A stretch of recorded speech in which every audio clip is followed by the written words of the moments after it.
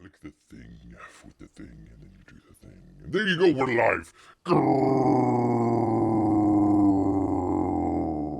Greetings, humans. Greetings, and welcome back to another fun-filled episode of Bear here, 29-year veteran of the woods. That's right.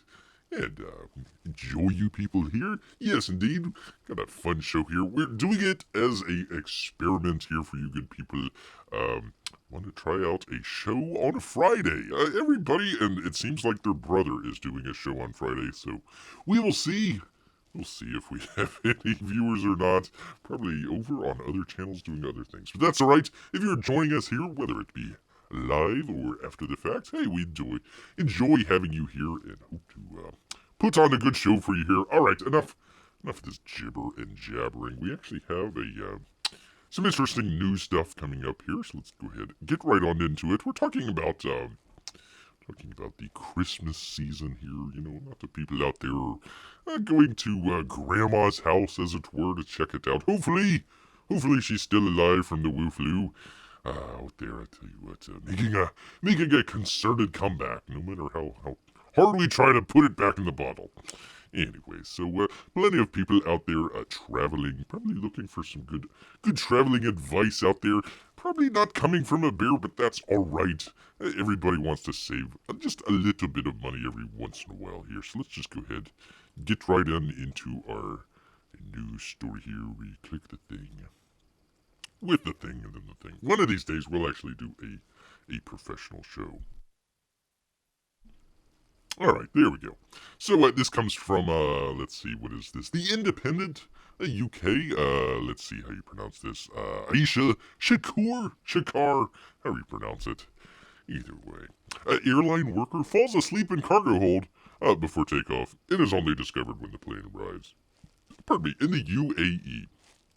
Yes, indeed. A bear got the burps. He just had some seafood, so, a belly full of seafood makes bear happy, although a little bit burpy there, so pardon bear here. Let's see, a baggage loader from the Mumbai airport fell asleep in the cargo hold of a Indigo Airlines Abu Dhabi bound flight and was only discovered after the aircraft landed on Sunday. The incident took place on an Airbus A320. The worker, after loading the bags into the aircraft, allegedly fell asleep behind the baggage section.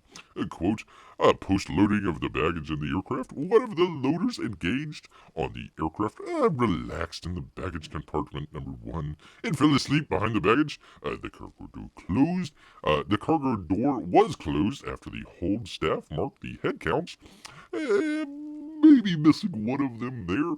The airline learnt with a T, there you go. The airline learnt of the worker's presence only about 2 hours after the takeoff when the flight landed in the capital of the UAE.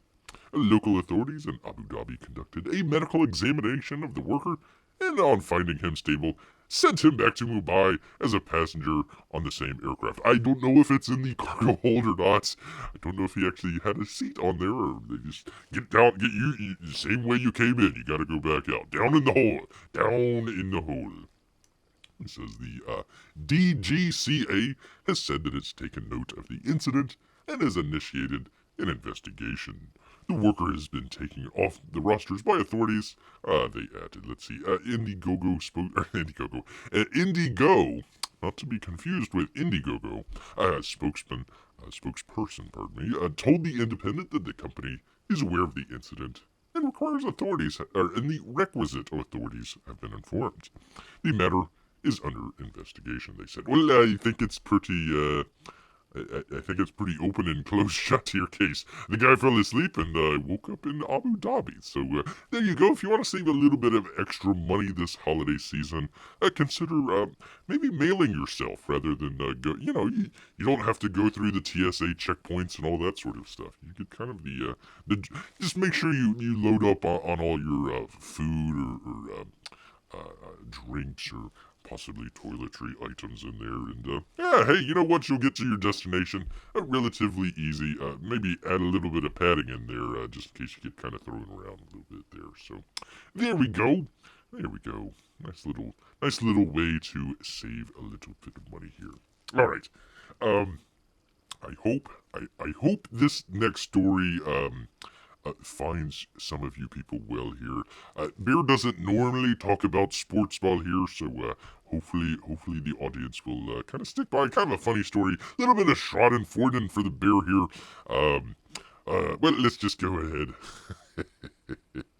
Let's just go ahead and get right into it here. I know, again, we don't normally talk about sports ball, except the occasional lightning story every once in a while with the Tampa Bay Lightning as Bear's favorite team. But Bear couldn't resist this one. Former Jacksonville Jaguars kicker Josh Lambo says that he was kicked by Coach Urban Meyer during warm-ups. Lambo reported the incident to the team's legal counsel through his agent, but never met with them. Josh Lambo was off to this is Tampa Bay, the Tampa Bay Times, and I don't see the author here. Pardon me. Josh Lambo was off to a slow start. The Jaguars kicker missed a field goal attempt in each of the first two preseason games. But the fourth most accurate place kicker in NFL history, wasn't worried as he stretched with teammates at a practice during the week before the final exhibition game against the Cowboys in August. Then Lambo was approached by head coach Urban Meyer, who wasn't calling the Jaguars specialists by their names. Quote, it was kicker, punter, long snapper, Lambo says. Oh, hello, Cat. What are you doing in here? Get out of here. Beer has, well, probably, what are you doing?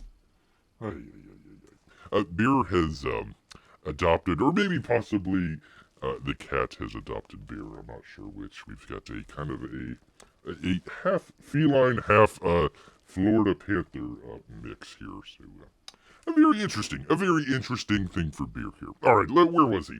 Before he was so rudely interrupted here. Let's see. It wasn't kicker, punter, or long snapper, Lambo says.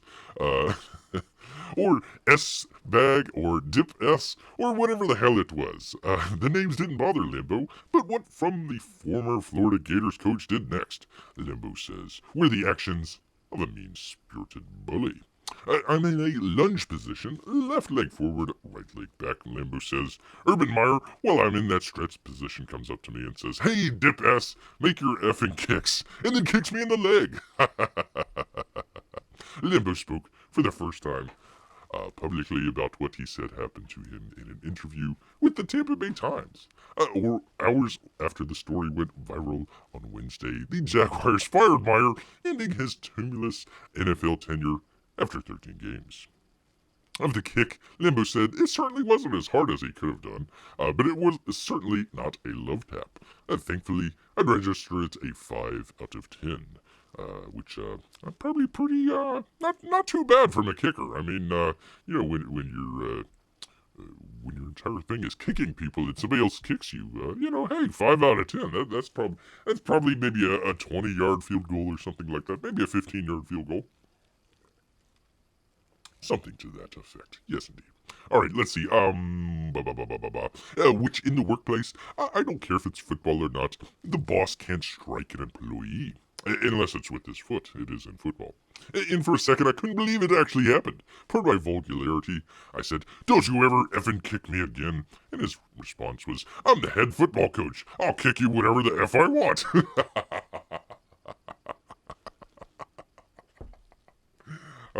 That's good. That's good. Lambo said that other players saw and heard the incident, but he did not disclose any names because he did not want to involve them. Let's see, Meyer, speaking prior to his firing, denied the incident happened the way Lambo described it. Josh's characterization of me in this incident is completely inaccurate, and there are eyewitnesses to refute the account. Blah, blah, blah, blah, blah, blah. Let's see, I'm just kind of going on here.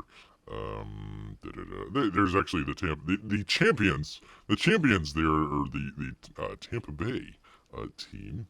Call them Tampa Bay because we've got the football team and the hockey team and a little bit of the baseball team. We're all champs. So there you go, kind of a Tampa Bay, as it were.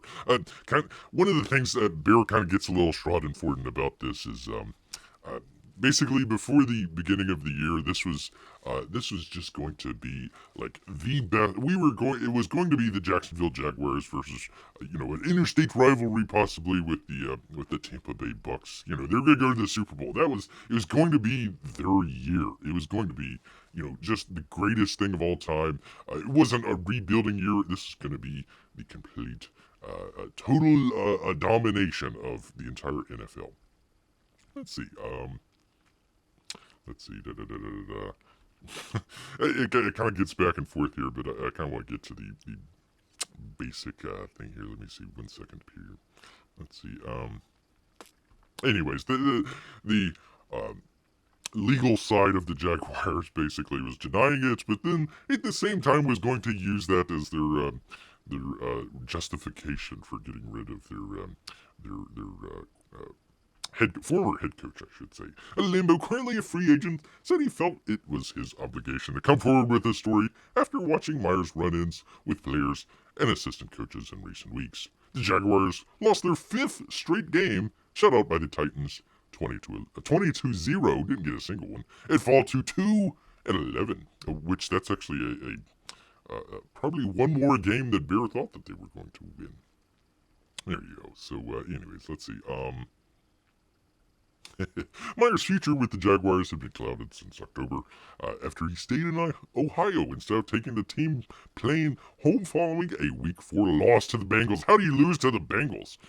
He was captured on a video at a bar with a young woman who is not his wife dancing on his lap. Last week, NFL.com reported that receiver Marvin Jones became so angry with Myers' public and private criticism of the Jaguars receiver that he left the team's facility until other staff members convinced him to return. Let's see. According to that story, Meyer also delivered a scathing message in the staff meeting that he's a winner and his assistant coaches were losers, challenging them each in a meeting to defend his resume. Meyer 57 has denied the report, saying, quote, "If there's a source, that source is unemployed. I mean, within seconds. Literally, because they fired you. They fired you. They kicked you." I love this quote. I love this quote here. Quote, this is from the kicker here. A 50-something-year-old man can kick a 30-something-year-old man, both working, doing their jobs, and he can do that in front of everybody else, and that's okay? Question mark. But I can't defend myself? Limbo said. Again, an adult in the line. What am I supposed to be doing for this team if I can't stand up for myself? And when I do, I get fired. Well, you probably should have kicked him right back, or probably wondered if maybe one of the defensive linemen was getting kicked. You didn't see him doing that. It doesn't matter whether it's in football or not, and I know football has this perceived notion about it, Lambeau says, but at the end of the day, that's my job. I'm not there as a football player. I'm there as Josh Lambeau doing his job. What Urban Meyer did was unfathomable. Grrrr. By the way, it was Rick Stroud that did that. Rick Stroud at Tampa Bay, TampaBay.com. Got the scoop on the kick there. The kick from the head coach on the kicker. Yes, indeed. Well, bye-bye, Urban Meyer. By the way, I'm sorry, it's a little Schadenfreude here for Bear. Again, Jacksonville Jaguars, terrible team and everything. They actually went over during the whole sort of Black Lives Matter controversy and everything. They actually played a game in London. I forget who they played. Probably the Dolphins or somebody like that. Jacksonville is constantly going overseas, over there to London. They're pretty much the home team over there. So they kneeled. The players kneeled, including the owner, by the way, kneeled during the national anthem and then stood up for the God Save the Queen. So Bear was saying, just go ahead and stay there in London. Don't bother coming back. So there's a little bit of Schadenfreude for Bear here, just to kind of watch the complete and utter collapse of the Jacksonville Jaguars, especially when, they were supposed to just go all the way. Oh, it was great listening kind of some of the stuff. It was going to be Jacksonville's year, and then like the first game of the season, like halftime, the radio announcers were like, yeah, maybe we should get an entirely different coaching staff, an entirely different team, and then maybe we might actually win a game. So there you go. When your biggest defenders are saying we need to completely get rid of everybody and start all over, that's probably not a good thing. Probably not a good thing. All right, let's see. Oh gosh, is the chat working? Let me see if the chat's working. 1 second here. Sorry, people. Let's see. Okay, yeah, the chat is working, but you know what? Everybody else is probably enjoying themselves on a Friday night and didn't care about the Jacksonville Jaguars, which Beer doesn't blame you. Doesn't blame you at all. All right, we go from the exciting world of the NFL to the other exciting world of Bitcoin. Yes, that's right. Talking about cryptocurrency. That's from a site called Usenix. They're kind of a how to describe this? Kind of an old school, I guess, sort of forum for what do they call that? The advanced computer systems and whatnot. Just kind of association of different people there. Let me give you this author's Nicholas Weaver's. Let me give you his bona fides here. So we can do this. Let's see. He received a BA in astrophysics and computer science in 1995 and a PhD in computer science in 2003 from the University of California at Berkeley. Although his dissertation was on a novel architecture, he was also highly interested in computer security, including postulating the possibility of a very fast computer worms all the way back in 2001. So, not just, any Joe Schmo out there or anything like that. So, Bear is going to try very hard, biting his tongue to get right through this without much commenting. I hope to do that. So let's go ahead and do that. This pretty much encapsulates Bear's thoughts on the issue here. A little bit better than I guess Bear could do from somebody who kind of knows a little bit about this. Let's see. And this is from a login. Yeah, I did that already. Okay, so there we go. By now, effectively, all of Login's readers, that's the group here with Usenex here, have heard the term Web 3, or Web 3.0, as it were. And dApps, oh boy, gotta get some dApps, bandied about as if they are some great revolution. They're not. They're not. The technical underpinning are so terrible that it is clear they exist only to hype the underlying cryptocurrencies. The actual utility of these decentralized systems is already available in modern distributed systems in ways that are several orders of magnitude more efficient and more capable. Ooh. But first, some terminology. Let's see. We'll just kind of go through it real quick. He's talking about a distributed system is composed of multiple identified and nameable entries, such as a DNS distributed system, as there is a hierarchy of responsibility and business relationships to create a specialized database with a corresponding cryptographic PKI.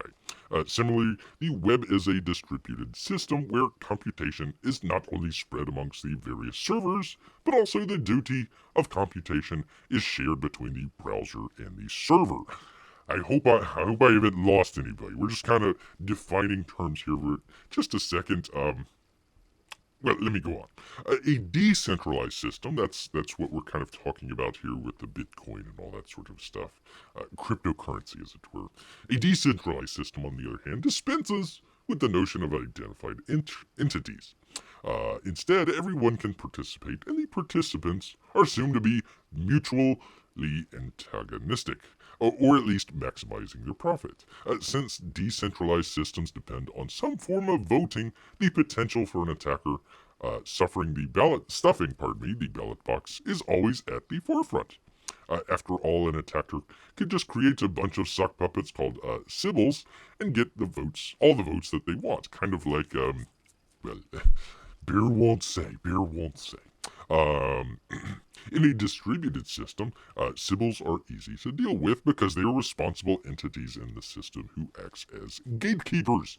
These gatekeepers are often recruited to also prevent undesired activity. This is especially true of financial gatekeepers, who perform payment processing and have a legal obligation to block large swaths of criminal activity. Decentralized systems purport to eliminate the presence of gatekeepers, but there's a problem, as without such gatekeepers, there's no efficient solution to the civil problem. Instead, they are ugly hacks, such as a proof of work system, where civils are only prevented by the need to waste resources, or a proof of stake, where the design literally becomes he who has the gold makes the rules. Ooh. So that's kind of a overview. I hope I haven't lost anybody here as far as any of that. We're just kind of setting the table, as it were, here. So we've kind of heard a little bit about whichever one we're talking about here, the sort of cryptocurrency basket, your Bitcoin, your Ethereum, your Dogecoin, whatever it may be. So let's go on to the Web3 vision. Yes, indeed, the Web3 vision. With that background, let's take a look at the actually underlying technology of the current web and what the Web3 vision is. Currently, it will cost this author here, currently it will cost me roughly $20 a month to participate in this distributed computer system. In the current web, we start with a DNS lookup. I hope just flow with beer here, pardon me here, which maps a human name to a server's identity using a distributed system. As a site operator, I contact with a registrar to prove my domain name. This is the first of two gatekeepers I will deal with, costing on the order of $10 a year. So you're basically registering, the ComicsBear.com or something like that. And then I then also need to either run or contact out my DNS authority server operation, which the registrar will often provide if I don't want to do it myself. Okay, so he's setting up a website here, just kind of very basic, very easy to understand. Okay, I want to set up ComicsBear.com. How much is it going to cost? $20 a month plus the DNS name, $10 a year. So, about to start up about $30 or something like that. And now I set up my server and storage solution as the other gatekeeper, my hosting provider. A good, if notoriously pricing hosting solution is Amazon Web Services EC2.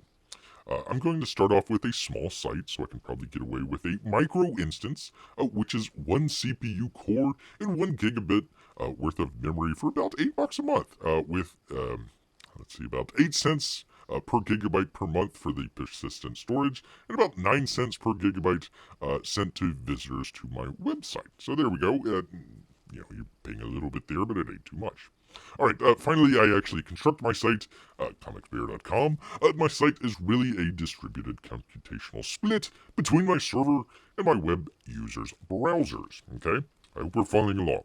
The visitor's browser is running JavaScript, which probably you are right now, which performs the user-side computations and presents presentation, while my side consists of a HTTP server, my own custom logic, and probably a database to store user data in an efficient manner. This design splits the trust. The user's browser is only trusted for that identified user's data, while the server's logic is trusted to access all users' data. Persistent storage is primarily on the server, but I can cache data on the clients for faster access. All told, this is probably costing me about $20 a month. Okay, so that's where we are with that. So what does the supposed Web 3.0 add to this vision? The cryptocurrency Web 3 starts with all of our existing infrastructure, so all that stuff that we talked about. So I still need a DNS name, I still need a server, I still need storage, and I still have a distributed computational occurring between the browser and the server. So he says, so already I haven't removed any of the gatekeepers from the conventional distributed system, showing the claims of gatekeeper-free decentralization are false. And we kind of know that from the other day when the whole East Coast Amazon web server kind of went down. So basically your NFT, as it were, is just kind of a pointer to some server on the on the Amazon cloud, as it were. So if your Amazon cloud goes down, you can't get your crypto monkeys out of there. So that's going to be kind of an issue there. Web 3 is only about adding an additional layer of complexity in the name of justifying the underlying cryptocurrencies.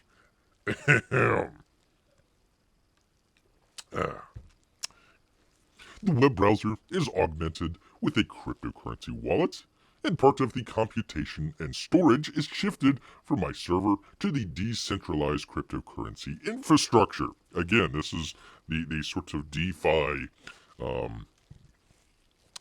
Coinbase, and a couple of the other places there. When a user wants to use my service, they will pay some amount of cryptocurrency,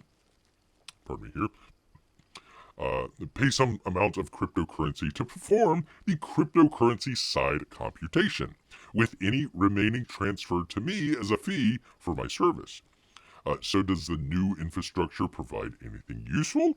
Let's focus primarily on Ethereum, but the same problems appear regardless of the underlying cryptocurrency. So again, let's just continue. I don't want to comment too much on here.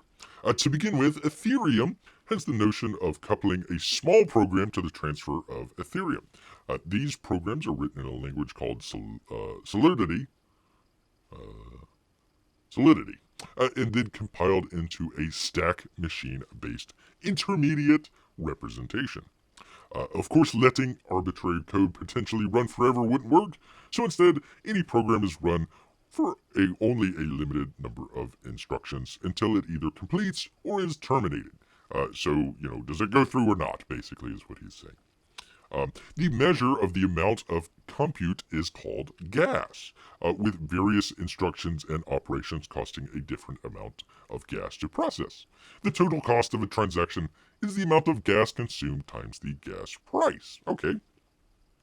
Any given block of Ethereum blockchain represents a maximum amount of execution, currently about 30 million gas, and the system adds a new block every 15 seconds, which means the total compute of the Ethereum network is 2 million gas per second.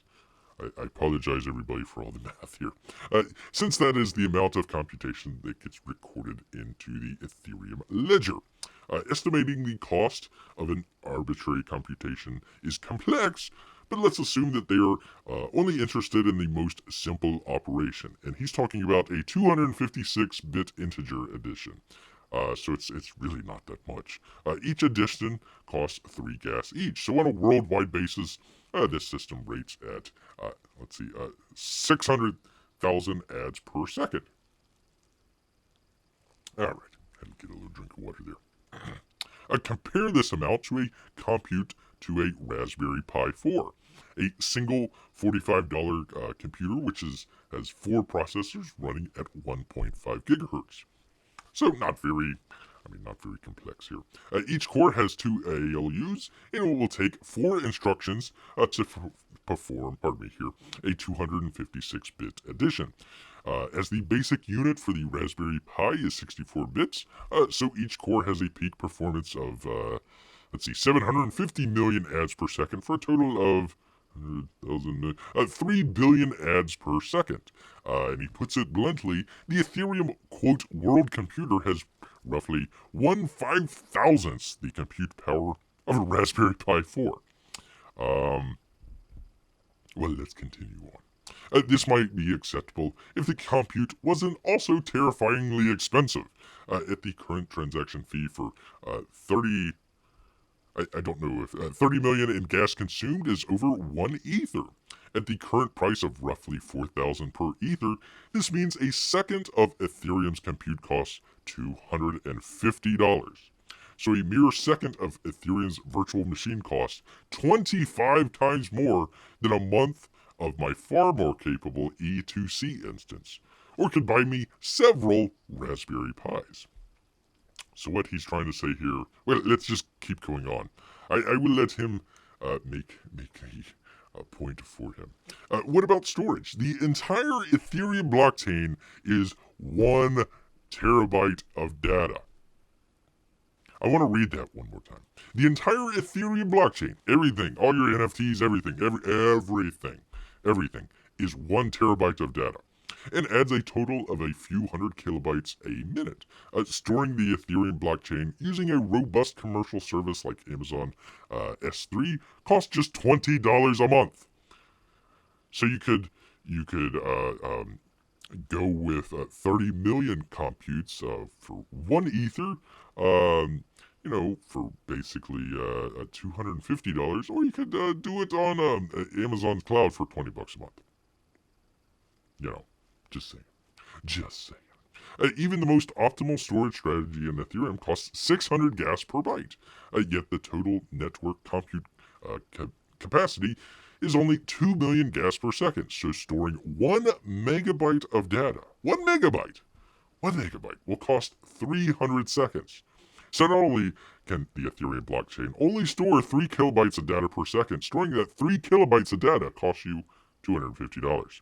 So the cost of writing a single 3 kilobyte message to the Ethereum blockchain is the same price as a year of storage on Amazon for the entire 1 terabyte Ethereum blockchain. Or putting it another way, the same price as buying 1 terabyte of M2 SSD storage. That's basically the fastest storage that you can find.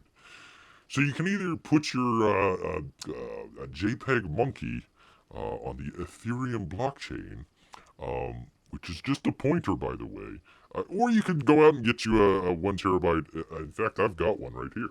I'm looking at it right here. It's in a nice little case. You can go check that out. Beer made a video on that. Some nice stuff there. Some nice stuff. So, anyways, let's make a conclusion. I'm sure everybody's falling asleep here, but let's try it out here. Here we go. I got a drink after all this. Man, oh man, that's too much math. Let's see. I know some cryptocurrency enthusiasts will protest that their favorite blockchain is cheaper than Ethereum. That's true. And it's true. The underutilized cryptocurrencies may be 1 or 2 orders of magnitude less expensive to use than the Web 3.0 version when compared to Ethereum, which still means 6 orders of magnitude worse than the conventional distributed system. So why all this hype? Because the cryptocurrency space, at heart, oh boy, is a giant Ponzi scheme. Let me try that again. Why all the hype? Because the cryptocurrency space, at heart, is simply a giant Ponzi scheme, where the only way early participants make money is if there are further suckers entering the space. The only utility for a cryptocurrency outside criminal transaction and financial frauds is what someone else will pay for it and anything to pretend And what someone else will pay for it and anything to pretend a possible real-world utility exists to help find new suckers.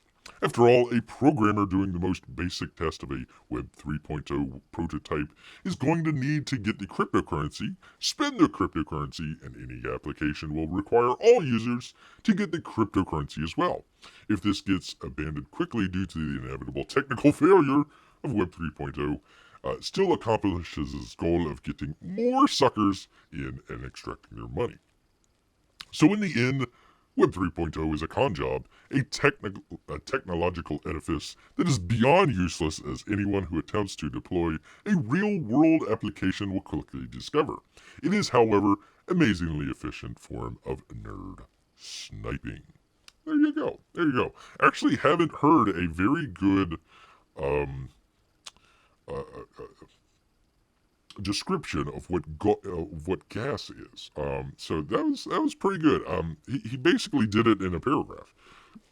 I could watch some of these people talking about, the pros on the cryptocurrency side. They could talk for like 20 minutes and you still don't know what the heck they're talking about. So I kind of like this. I kind of like where they kind of broke it down and everything, talking about the gas and the gas price and everything. So that's pretty neat. And I'm glad that he was able to kind of break this down in a general sense as far as what that would mean in the real world there. So, for $45 and maybe, in a $250 yes, sir. $300 there. Basically, you can replicate the entire Ethereum thing, and then whatever the monthly cost is on the Amazon cloud there. So, for $500, for a month or two, you can basically recreate Ethereum. You know, you don't need to spend millions and millions and millions of dollars to store your digital monkeys out there, or your digital. There was one. Gosh, I don't have it right in front of me. Sorry, people, but there was one. Looking. 1 second. There was one where it was like they lost. What was it? Let me see if I can find it here. No. Pardon me, people. Oh yeah, here we go. What was it?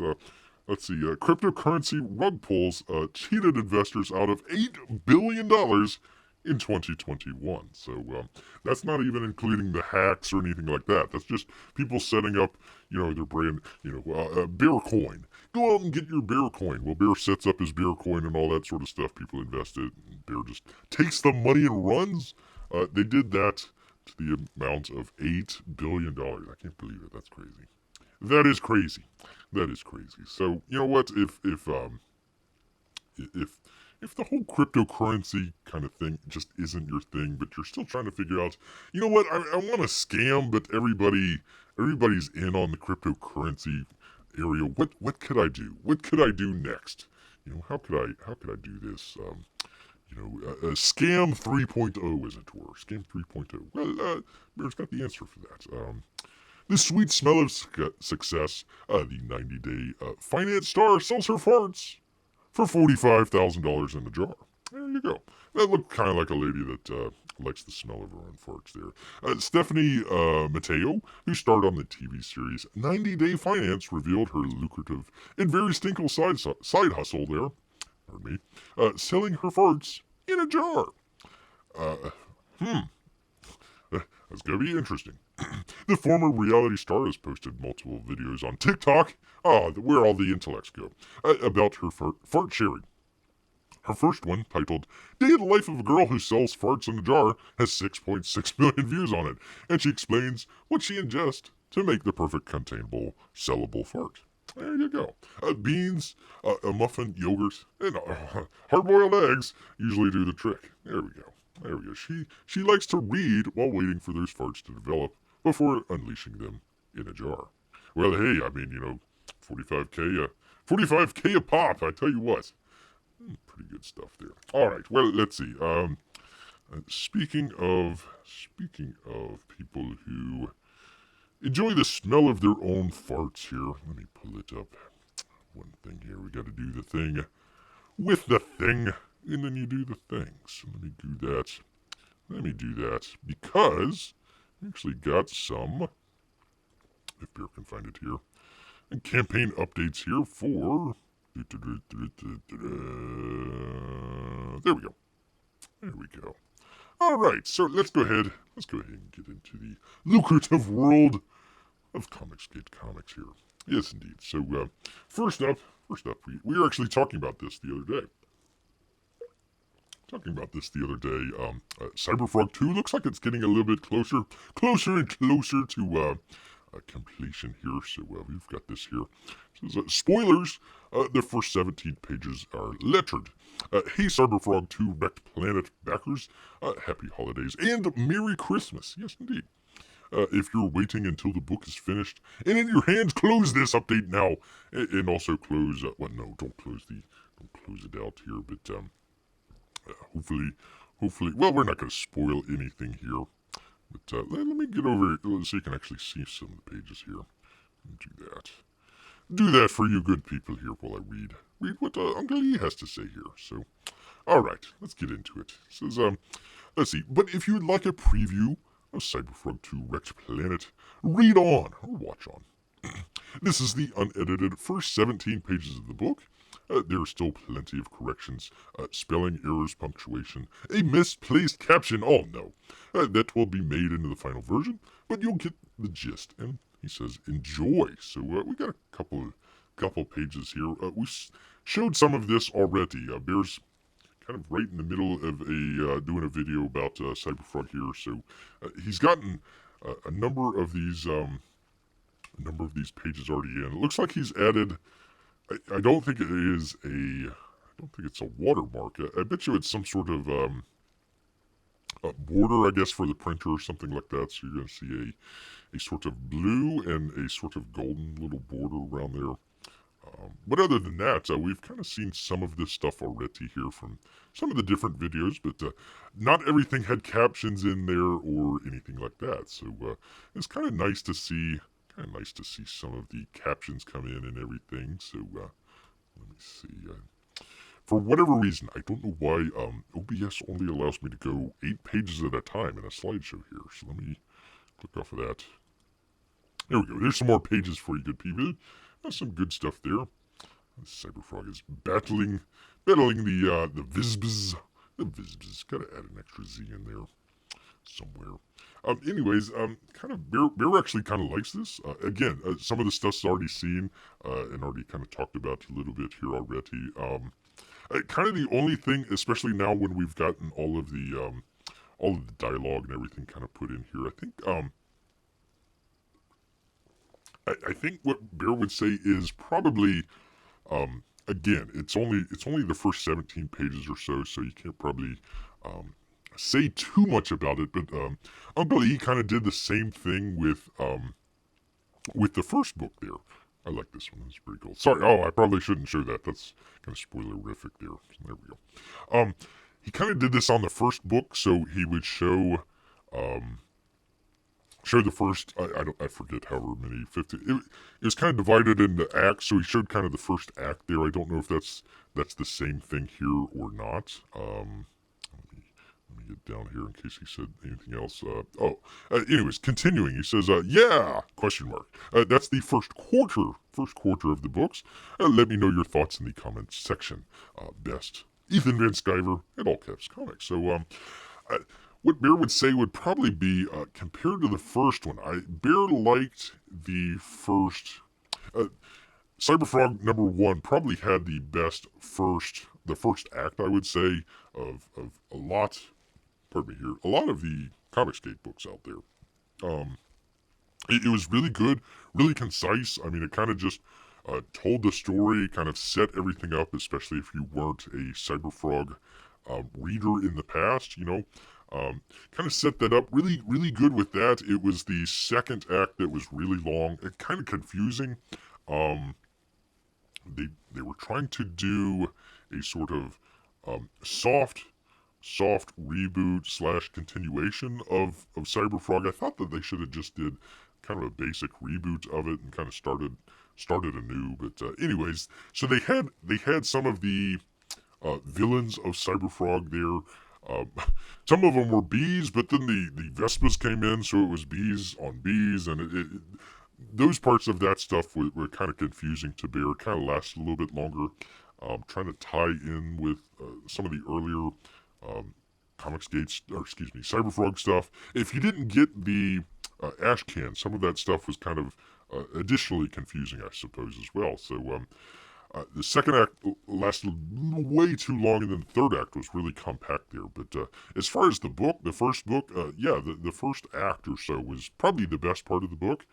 So compared to this one, I mean, everything looks great. All the artwork looks terrific and everything. But I kind of preferred the first book opening act to the second book here. But it looks like it took the stuff from the very end of CyberFrog. I bet you a number of this stuff was actually going to be in the end of the first book. So that's probably why it doesn't seem like it's a natural start to the second book, because you're still doing the ending of the first book. So probably a little bit of that causes a little bit of confusion for Bear. But other than that, yeah, it looks. I like that picture there. That looks pretty cool. The full page one, that looks pretty cool. I noticed a lot of sorts of Dutch angles on a lot of the panels here, or if the panels were straight, kind of the sort of perspective had a little bit of a tilt or angle to it. So it's pretty cool, pretty neat. Looking forward to seeing a little bit more from CyberFrog there, but hopefully sooner rather than later. And well, I won't mention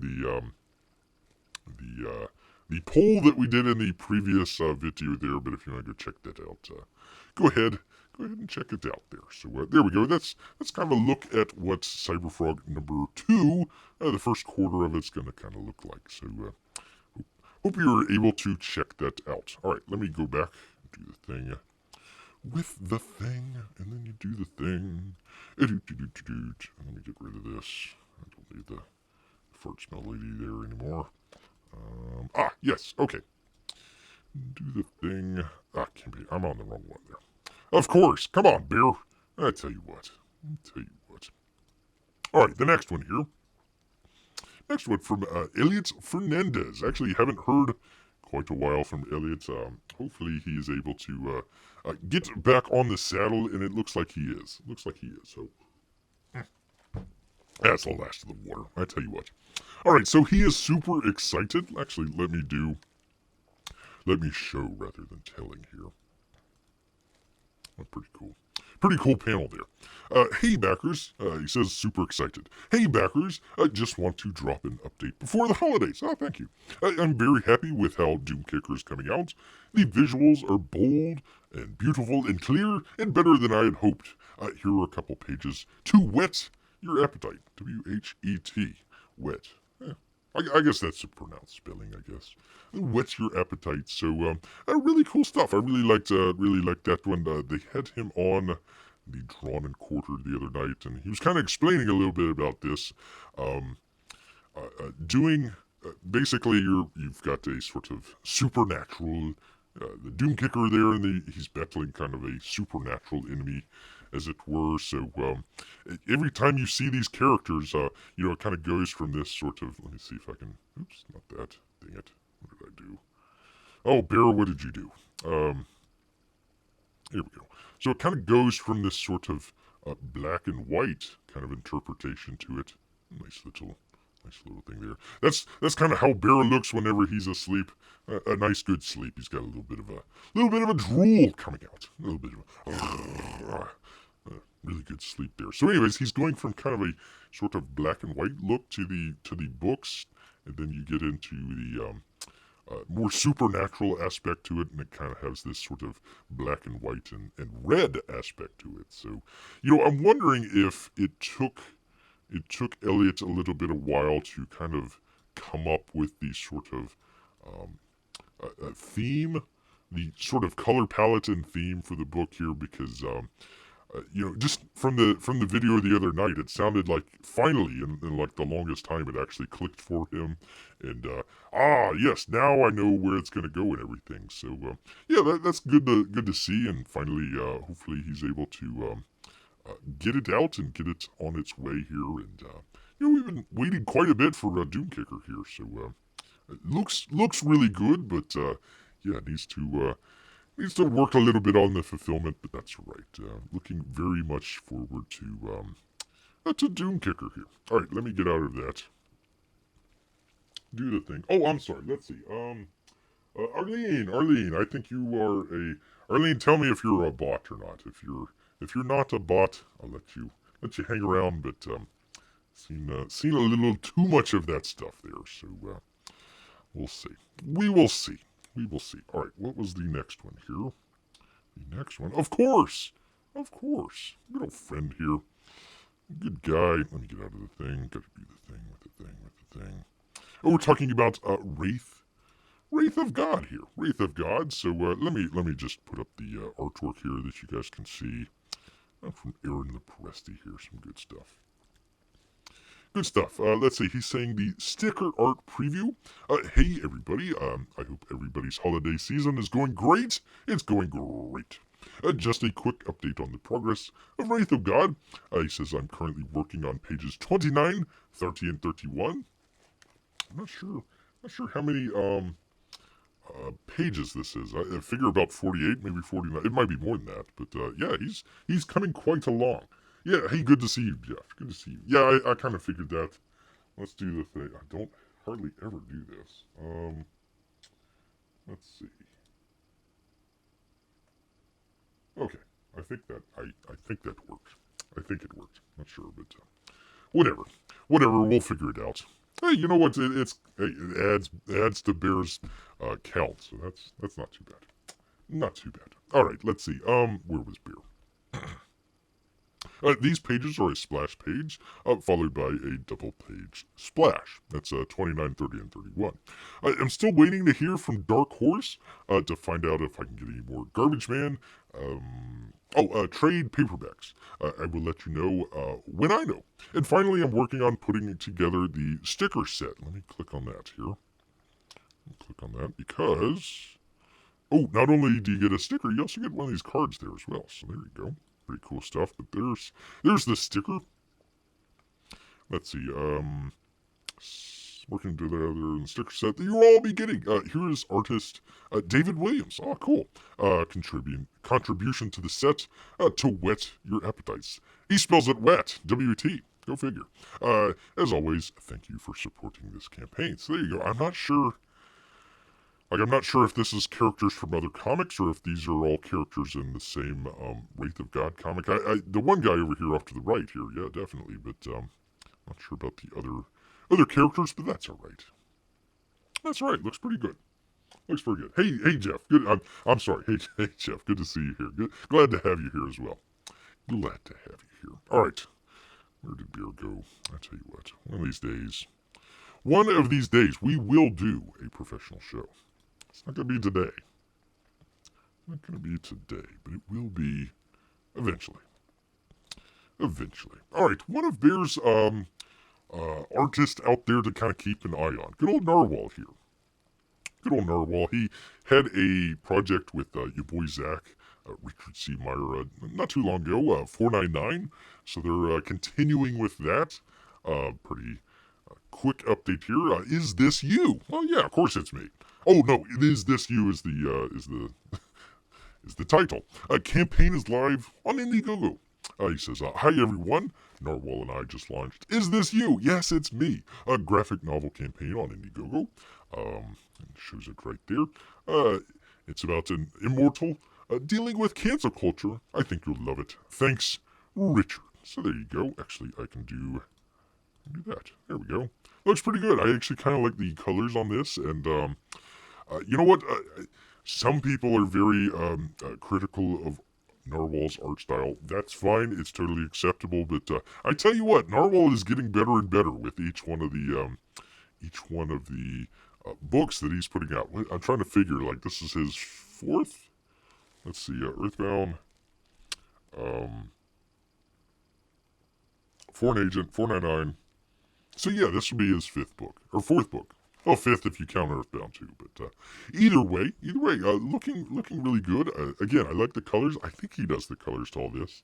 Kind of an interesting setup. Kind of reminds me of oh gosh, what was the Sean Connery playing a Spanish guy? Highlander. Kind of reminds me of Highlander. Kind of an interesting. I'd like to see a little bit more. They had a launch party. Beer didn't watch it or anything like that, but yeah, it looks very interesting. Looks pretty cool. Looks pretty cool, in fact. All right, let me get rid of that, and then we do the thing with the thing, and this will be the final one here. The final one. Let's see. And fittingly, there we go. From everybody loves Cecil. Thanks Cecil out there. Let's see. A cash grab update and a Merry Christmas. He says he spoke with the printer yesterday, and they are buried in seasonal holiday printing and will not be able to start printing cash grab until the new year. Also, there's been a paper shortage, so that might factor into it as well. So it's not their fault. I got together far too late. I apologize for the delay, and I thank you all for hanging in a bit longer. We're at the finish line. Well, Bear very much looks forward to never receiving cash grab. Again, I sincerely appreciate your patience and support. I wish you all a Merry Christmas and Happy New Year. I love you all. Oh, we love you, Cecil. Cecil. There we go. Good old Cecil. How could you hate Cecil? By all means, I tell you what. Actually, one of the reasons that we say thanks, Cecil, or actually he's got the little Cecil's picture here, is that John Malin, I think he was ending his first day in Godlike. It's kind of a sort of rough start to the campaign. He was ending his first day to it. Cecil never showed up until like the last 20 minutes or something like that. And then we were all thanking him in the chat, for John Malin's success there. So, anyways, one of the things whenever Bear's in one of the chats and sees Cecil in there, it's hashtag thanks Cecil. There you go. There you go. So pretty cool.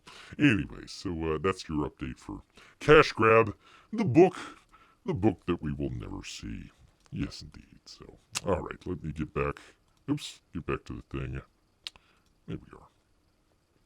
There we go. All right. Well, you know what? It was a.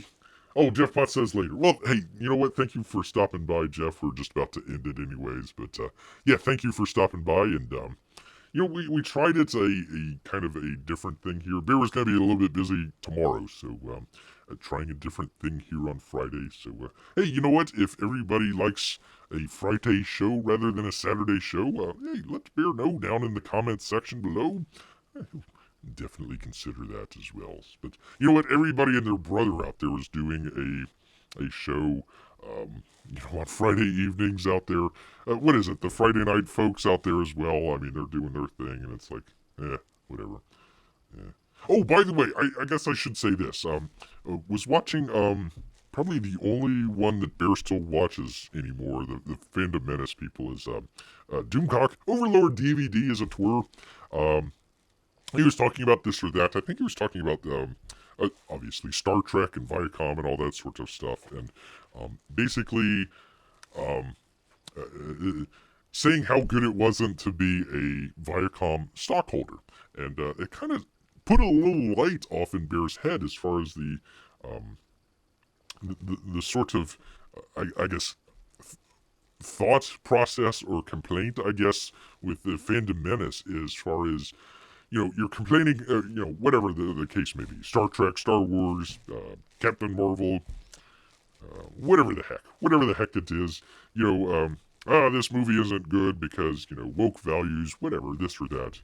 And, it always seems to be a sort of complaint, rather than, okay, here's the complaint, and here's how we fix it. So here in ComicsGate, what we would say is, okay, the comics industry is dying, they're going completely woke, all the other stuff, too many SJWs, yada, yada, yada. Well, they complained about it, yes, but then it was, okay, and then we're going to make our own books and make plenty of money off of it, and basically make a secondary market. So instead of, just complaining and it never fixing anything, actually do something completely different. So it's a little bit harder to do movies. A good movie these days, even cheap, $250,000, 250,000 wouldn't be a whole lot for a movie, even if you got all the things in play. It'd probably be a one room sort of contained situation type deal. So if you can't raise that kind of money, why not become a stockholder? Why not become a stockholder in Viacom? Why not become a stockholder in, who is it now? AT&T. Why not become, don't recommend it, why not become a stockholder in Disney, for example, if you don't like the Star Wars movies? Well, why would I do that, Bear? Why would I want to become a stockholder in this terrible company? Rah, rah, rah, rah. Well, because if you're a stockholder, you can go to the stockholder meetings. And then when you're in the stockholder meetings, you can actually voice your complaints there, where they actually are heard by all the other investors out there. So you would actually have a little bit more of a voice if you are actually a stockholder than if you were just, your regular YouTuber out there complaining. Now, if you can kind of combine the two, I think that would be great. So, maybe some of these Phantom Menace folks, instead of just, George, instead of just taking the $100 super chats and putting it into the bank, why not become a stockholder in one of these companies, and then go take your YouTube show on the road to one of these stockholder events and make a big stink about it. I mean, the sort of SJW Marxists already do it anyways. They've already kind of done the whole infiltration of was it Exxon or maybe BP or something like that. They're trying to make Exxon go green. Go figure. So, kind of do the same thing with some of these entertainment companies. Get a, whatever it is. I mean, Disney's stock's high, but like Viacom, what is it? Like $16 or something like that? Hold on. Hold on, let Beer think about this. Hold on. Hey Siri, what is the stock price for Viacom? I couldn't find the stock. V-I-A-B? Well, you're a lot of help, Siri.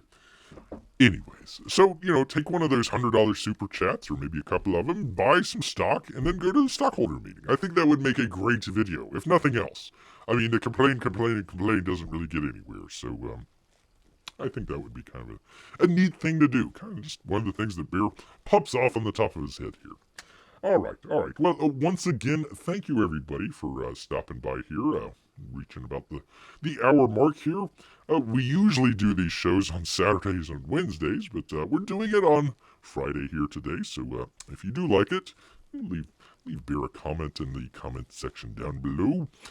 Or if you say, hey, keep doing it on Saturday, Bear will still do it on Saturday. So we'll figure it out.